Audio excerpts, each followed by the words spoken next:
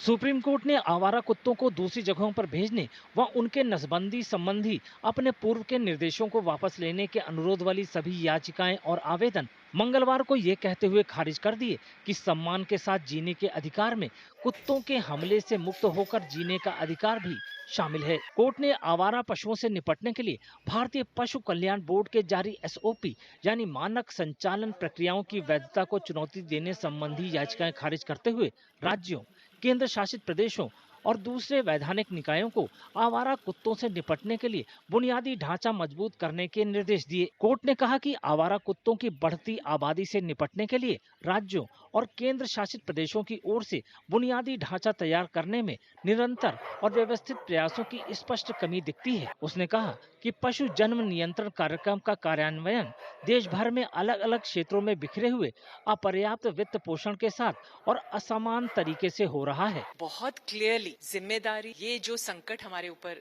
जो हम अभी सब फेस कर रहे हैं और हमको डर है कि पब्लिक सेफ, ये इसलिए हो रहा है क्योंकि इतने सालों से 2001 से जब से एबीसी रूल्स पहले बने थे, सरकारों और हमारे नगर निगम और नगर पालिकाओं ने अपना काम नहीं किया। बहुत क्लियरली सुप्रीम और ये कहा है कि उन्हें अब इस चीज के लिए जवाबदेही होना पड़ेगा और हाई कोर्ट्स के थ्रू उन्हें अपना प्रोग्रेस दिखाना पड़ेगा कि हम एबीसी ठीक से कर रहे हैं। दिल्ली में आवारा कुत्तों के खतरे के खिलाफ अभियान चलाने वाले वरिष्ठ बीजेपी नेता विजय गोयल ने कोर्ट के फैसले का स्वागत करते हुए इसे अहम कदम बताया। सुप्रीम कोर्ट ने आज बड़े महत्वपूर्ण बातें कही हैं। सबसे पहले तो उन्होंने 7 नवंबर 2025 का उनका जो आदेश था उसको बदलने से मना कर दिया है। उन्होंने कहा वो ऐसा का ऐसा लागू होगा और अगर उसके लागू होने में किसी ने भी कोई रुकावट की तो उनके खिलाफ कार्रवाई की। सुप्रीम कोर्ट का साफ तौर से आदेश था कि जो आक्रामक और जो रेबीज वाले कुत्ते हैं इनको बाड़ों के अंदर भेजा जाए। हालांकि पूर्व केंद्रीय मंत्री मेनका गांधी ने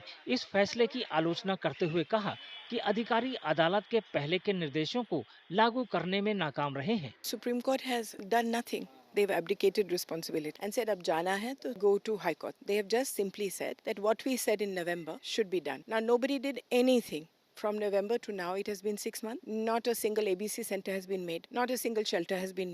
No hospital, no bus stop, nothing. No schools, no colleges. Nobody has removed the dog because they cannot. They cannot. This is technically not feasible. And I think in these 6 months, supreme court ने देश भर के high court को अपने आदेशों के कार्यान्वयन की निगरानी करने और राज्य सरकारों से अनुपालन रिपोर्ट मांगने का निर्देश भी दिया।